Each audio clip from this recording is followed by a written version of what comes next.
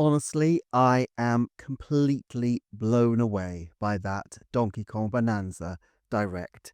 Literally, I felt myself welling up at the end as the music soared and Pauline cried out, because I am that much of a sap, and I am not ashamed in the slightest that a heart-rending emotional moment set to soaring music will banana slide straight into my feels. But more than that, this is such an amazing way to boot DK into the big time. It's such a massive statement of intent for the future of this series, the franchise, and the company as a whole. And it looks like an absolutely superb game in its own right to boot. I feel not just excited, but actually properly emotional watching that direct in a way that I didn't expect. And the most recent equivalent I felt was seeing Echoes of Wisdom revealed last year with all the wonderful copy mechanics.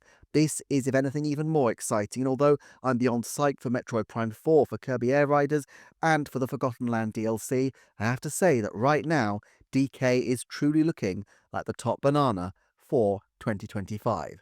So, this video is half thoughts and half a little bit of analysis of some of the strategic choices that I find really interesting with this direct and with this direction for the series.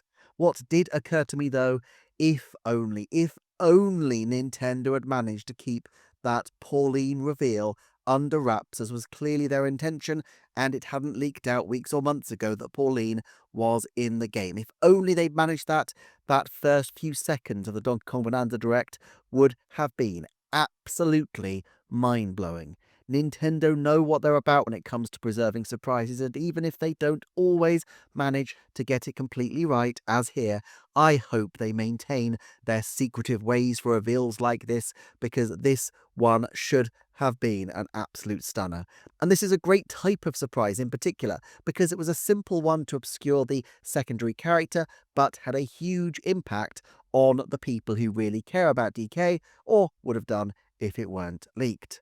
So there's one aspect I really want to deep dive, but suffice to say, of the Direct in general, I adore it. We had Cranky and Ramby, elevators, and more banana puns than I can even count. We had the absolutely insane proposition of DK as a zebra and an ostrich which somehow flies, which makes no sense even by Mario Universe standards, and yet is utterly glorious. I also find it fascinating that this game can be shared using GameShare to a Nintendo Switch system, which is a huge win for families on the cusp of updating, but who want a bit of a nudge. I'm not sure Bonanza's two-player game mode is the best showcase of this, but if they keep this approach going forward with other games, I could see this being a very effective way to keep those legacy Switches utilised. The DK Artist Sculpting mode is a brilliantly random addition, although I do wonder if there will be ways to share the sculptures online. And a DK and Pauline amiibo is just glorious news. I love how many ways they've managed to utilize the core mechanics with 2D and 3D sections, with puzzle areas and good old collectathon action. I went into this direct excited for the game. I come out absolutely bananas, absolutely beyond ecstatic at what this game appears to be. All that said, the thing that fascinates me the most, without a doubt, is the official revelation that a young singer called Pauline is a key character and indeed a co-star in this adventure. For one thing, it gives us a bit of a hint as to the relationship between this version of the universe and the mainline Mario universe, where Pauline is somewhat older. It's not that this is essential necessarily. Mario's universe has always been pretty random, and if you try to form a complete continuity, then it would drive you crazy. However, I do think with the emergence of the film universes and their attempts to make the merchandising work, they do need to think about how to redefine the characters in a way that makes the most sense and feels at least broadly coherent. In this case, I think it's Pauline's change that is basically utterly genius, although I will say that I absolutely love the new DK look as well. You see, the Mario universe already has a lot, and I mean a lot, of what I will call princess characters, even if they aren't all actually princesses. Pauline is, after all, a mare. But with Peach, Daisy, Rosalina, and Pauline, there is a good deal of redundancy here.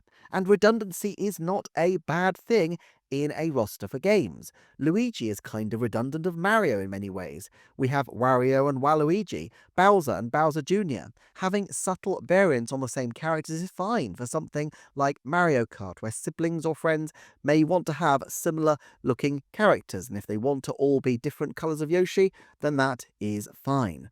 But there's a limit to the functionality that this brings for further opportunities. Since Pauline's reintroduction to the world in Super Mario Odyssey, the team already gave her some subtle points of differentiation through her relationship to New Donk City and by making clear that she's a singer. But making her younger as well means that she is going to be that much more relatable to younger children and indeed to everybody. And her design is fantastic, far more in keeping with a girl's action hero than the stylish but far less relatable Pauline of New Donk City. Peach is great and all, and check in with Disney if you don't believe that little girls can love a princess character, but making singing Pauline's key point of appeal makes her, again, so much more relatable as a character. It's not just that it makes for a more interesting narrative if and when we get a DK film, but that younger children who like singing will want the plush toy that sings. Preteens will want to join in and play as the character, and that's before we consider the music of it. Nintendo has launched Nintendo Music and it seems to be a great success, but these songs give a new potential for iconic new anthems to be put onto the service. I love a good Japanese heart soarer, and I must admit the ending music got me welling up a bit already. Just think of the options this character provides in terms of building future gameplay though. I mean, just given the Switch 2 has a microphone, I really think there has to be at least a 50% chance that we could get some kind of Pauline singing game or just a mode by, let's say, the end of 2028.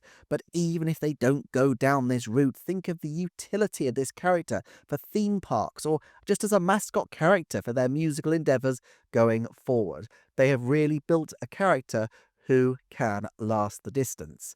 But what's cool especially is that they haven't tried to retrofit something that doesn't belong. Pauline is the most OG of the OGs in Nintendo's world. Bringing her back and giving her the same sparky personality makeover that Donkey Kong's had over the years makes absolute and perfect sense. And if you think about it, even the layers of the world kind of matches the vertical gameplay concept of the original Donkey Kong. It's like they looked at the journey from Super Mario Bros. To Mario Odyssey and said, okay, what does that equivalent journey look like from the original Donkey Kong to Donkey Kong Bonanza? And I think they have done a tremendous job.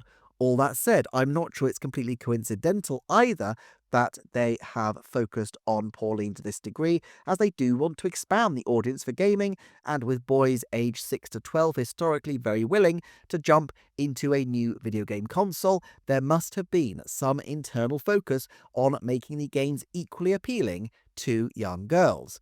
I've talked before about how Nintendo has been conspicuously mainlining female protagonists in recent games, most obviously Samus and Princess Peach in their own games, as well as Zelda as a playable character in both Echoes of Wisdom and Hyrule Warriors Age of Imprisonment, but also Ashley in Another Code, and of course Ayumi retains a key role in Famicom Detective Club.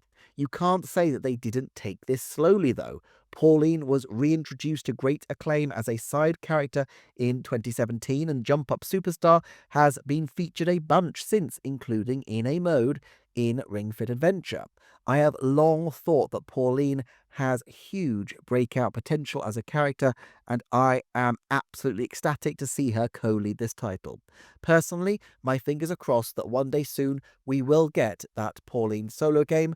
Who knows, maybe that long-rumoured retro music game could be cannibalised into something new and thrilling.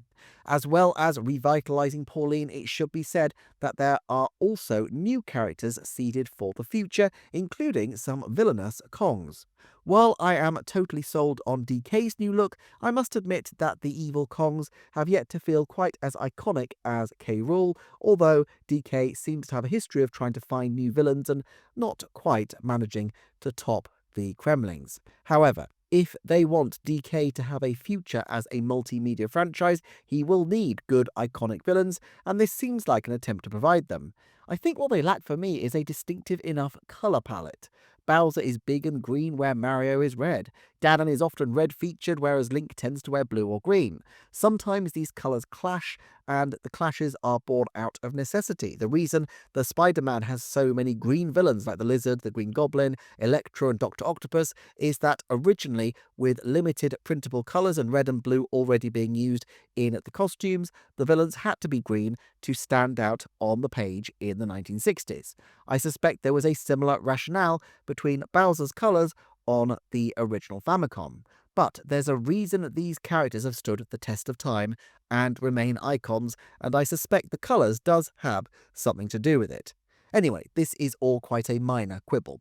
I haven't mentioned the ability to change Donkey Kong's fur colour or the mild RPG mechanics of being able to upgrade different abilities, or just the awesome mechanical stuff that you can do in the game. The game looks truly joyous, and I just think if this is what they're doing with Donkey Kong, can you imagine what the next 3D Mario is going to serve up?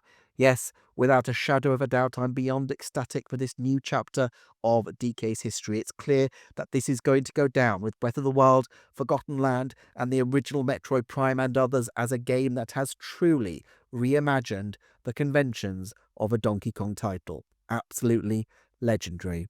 Please do check out the Patreon if you want to support the channel and more. Like, share, comment, and subscribe if you feel like it. And if not, I'm just so happy you're here, and I shall see you next time for another Nintendo Forecast.